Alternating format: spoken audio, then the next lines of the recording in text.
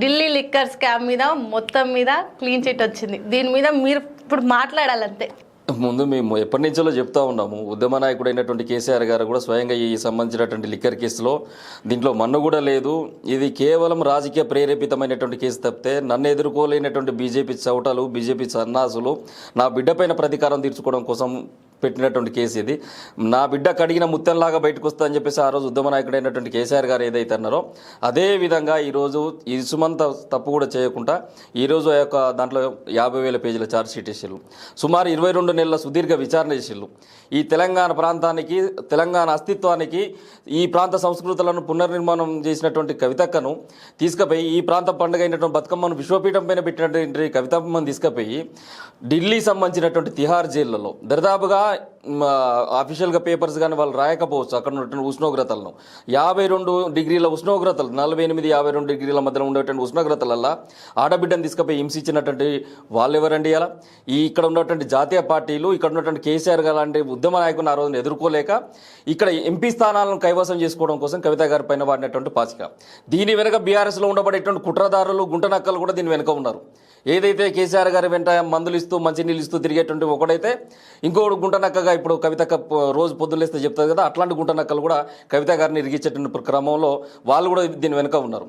కేసీఆర్ గారు స్వయంగా నా బిడ్డ ప్రమేయం లేదు, కడిగిన ముత్యంలాగా వస్తుందని కేసీఆర్ గారు చెప్తే ఇదే బీఆర్ఎస్ సోషల్ మీడియా నడిపిస్తున్నటువంటి కొంతం దిలీప్ గారు అయితేనేమి, వై సతీష్ రెడ్డి అయితేనేమి, క్రిషాంక్ లాంటి నాయకులను వీళ్ళని దగ్గర పెట్టుకొని పెయిడ్ సోషల్ మీడియాను పెట్టుకొని కవిత గారి పైన లిక్కర్ రారని చెప్పేసి ఈ సంబంధించినటువంటి మా యొక్క మహిళా నాయకురాలను అవమానించింది ఎవరండి?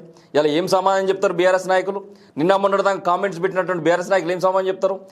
గుండు పిన్నంత తప్పు కూడా మేము చేయలేదని ఆ రోజు మా నాయకురాలు చెప్పిళ్ళు.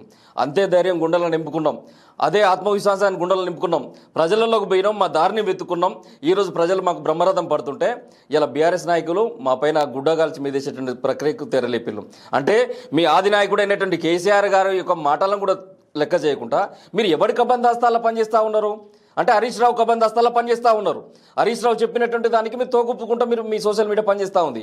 అందుకనే కవిత పైన ఇలా లిక్కర్ రానేటువంటి ఆరోపణలు, ఇలా రౌస్ రెవెన్యూ కోర్టు ఇచ్చినటువంటి తీర్పు ఏదైతే ఉందో, ఇలా మీ చెంపపెట్టి లాంటి గుణపాఠం లాంటి ఇది జరిగింది కదా ఇలా బీఆర్ఎస్ నాయకులకి. తెలంగాణ యావత్ ప్రాంతంలో ఉన్నటువంటి కాంగ్రెస్ బీజేపీ నాయకులు కూడా కళ్ళు తెరుచుకోవాలి కదా.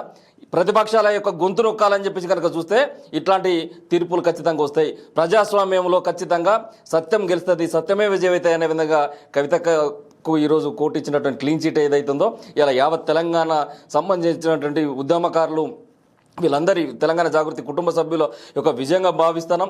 ఇప్పటికైనా కళ్ళు తెరుచుకోండి. కవిత గారు ఈ ప్రాంతానికి మరొక దిక్సూచిగా పనిచేస్తుంది.